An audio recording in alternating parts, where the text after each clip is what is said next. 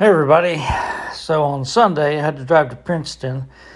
I followed the Southern across southern Indiana. Didn't see any trains, so finally thought, well, I've done this before. So before I got to Huntingbird, I just went straight south down to Tell City, Indiana, home of the Hoosier Southern Railroad, to see what was down there. So let me show you what I saw. Didn't see any trains running down there, but I did see some trains. Here's a map from the Hoosier Southern website. So the line from Tell City to Cannelton has been abandoned, and I'll show you that on Google Earth. What we're going to focus on in this video is just Tell City. Maybe someday I'll be able to, follow the line more, but not today. Hey everybody, on my way to Indiana, I took a detour to Tell City, which is down the Ohio River. That's the flood wall behind this locomotive. I think it's called the Ohio River Scenic Railway, but it's also an industrial railroad too. I don't know what type of engines they have. I'm going to poke around, see what I can find. Nice depot over there. Let's go take a look.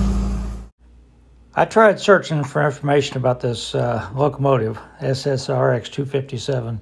And I could not find anything. There's a short video on YouTube of them delivering it, so I think it's just used by the Scenic Railroad, Ohio River Scenic Railway, not the Hoosier Southern. There's a nice mural here at the floodwall, Sunset Park. I think the line runs down that way to some customers. Look back to the station. Obviously this end here is more modern, I believe. This whole depot might be a reconstruction. I don't know. It looks awful good to be original. Don't know if the railroad's running today or not, but it's a beautiful day for it. I like unusual architecture, so look at that domed roof over there. That's pretty cool. I bet that used to be a car dealer or something a long time ago. And here's the depot. I'll see if maybe there's a sign on it that tells when it was built or anything. Maybe it is original, but it's definitely been reworked.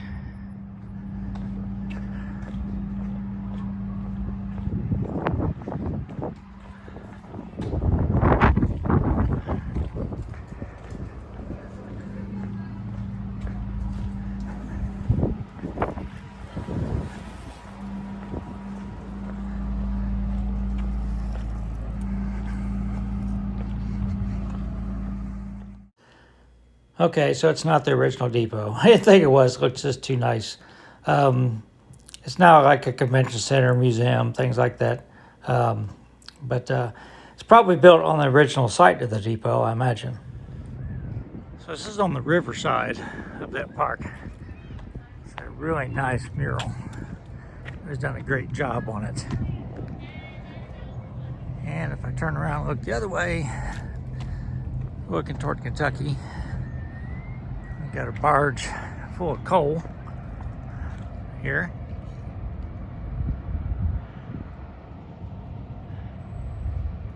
And looks like there's some, maybe a power plant over there that gets coal from barges.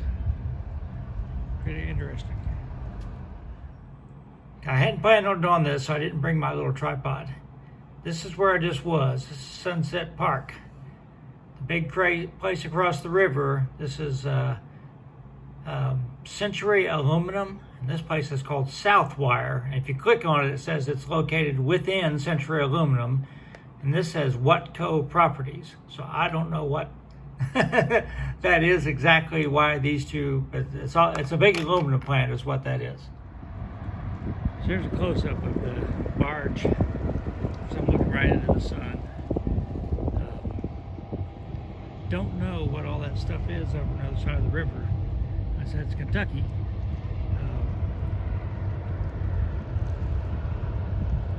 And if you look on down there, there's some other facility in there that obviously gets coal from barges, or something from barges. So pretty interesting area. I've never been here before. The place farther downriver is the Big Rivers Coleman Power Plant. Looks like they get coal and barges as well. Sorry about the sun angle. I'm on the north side of the river and have to face south this time of year.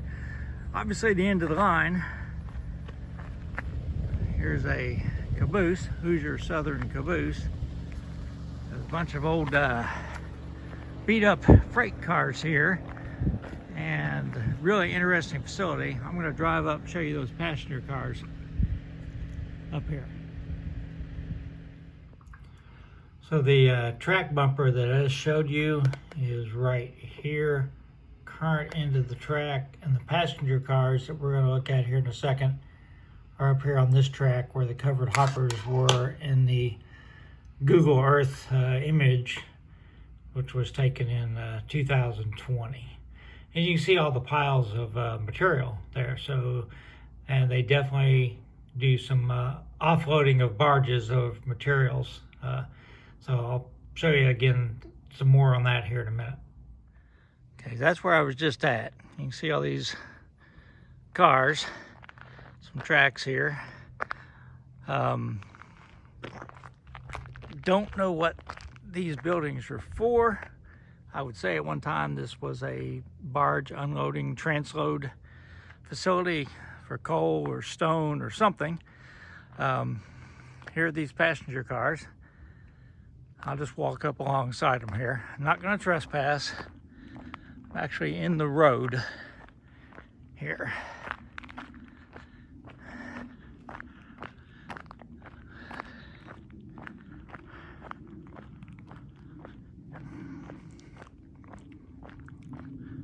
I'd say when they have like bigger events like Santa Claus trains and things like that, they probably pull these out and use them. Indiana Transportation Museum.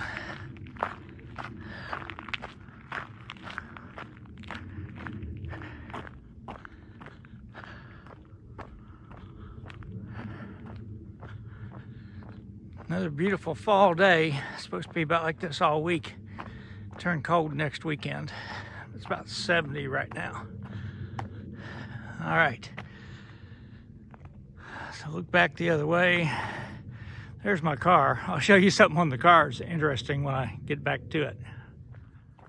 Okay, so we have a fleet of pool cars that we can check out. Of course, they're all Toyotas or Lexuses, you know, Camrys, Avalons, stuff like that. I've used this car several times. It's a Camry all-wheel drive. Really nice. I love it. I got it out today. I just, you know, got in the driver's seat and started driving, and I noticed there was like a whistling. Never heard that before. I've driven this car several times. I've driven it to Alabama, Mississippi, driven it all over the place. So when I stopped, I got out and I walked around it, and this is gone. So something has hit this mirror pretty bad. So I'll turn that damage in when I turn the car in, but I sure didn't do it. As a matter of fact, I may send them an email tonight, just to send them a picture. I would say, this is how I picked it up. So, but it drives fine and everything, but something's hit that pretty hard. So this is the other end of that big building. There's the passenger cars. River's down there. You can see they've got a lot of cranes here. Drive one up here. They've actually got some big, like, tugboats or whatever that are on skids out of the water, and a couple of Hoosier Southern engines up there in that shed. I'll see if I can get a good picture of them. So I get to the hotel room tonight, I'll get my computer and I'll try to locate this for you on the map to show you what all I'm looking at. But you can see there's a big, you know, tugboat there. It's out of the water, obviously. Another crane. This is a dead-end road I'm driving along here.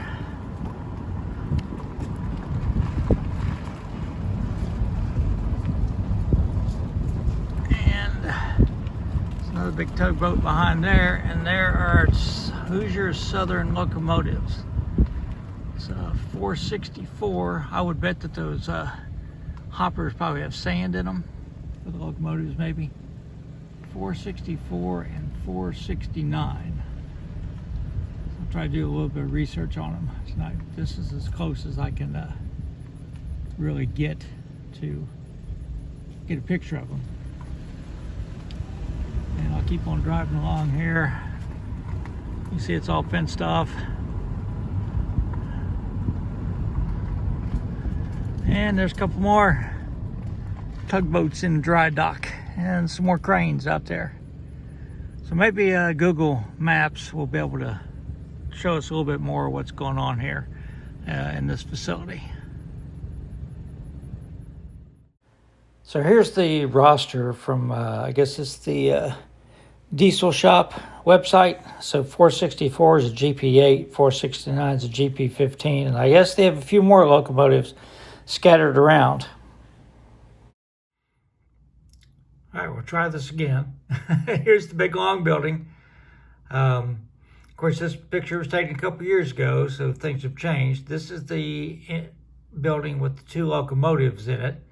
But obviously they do some offloading of barges here, and they store, materials. And matter of fact, if you go to the website, the Hoosier Southern website, and the Tell City, I can't remember what they call it, industrial park or whatever, they talk about, they provide storage for and offloading from barges onto rail, and they can deliver it to wherever you need it, things like that.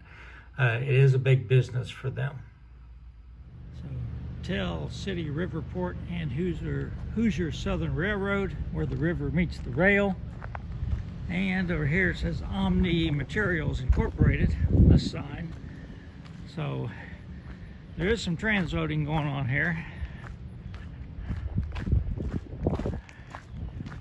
These rails don't look like they have seen a train on them in the last couple days anyhow. Yeah, they're pretty mud covered. But it's definitely an interesting facility.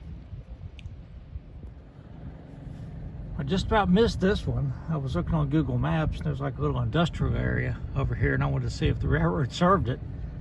And it also looked like there was some street running track, but it's not really street running. There's streets on both sides of the tracks. You can't drive over the tracks.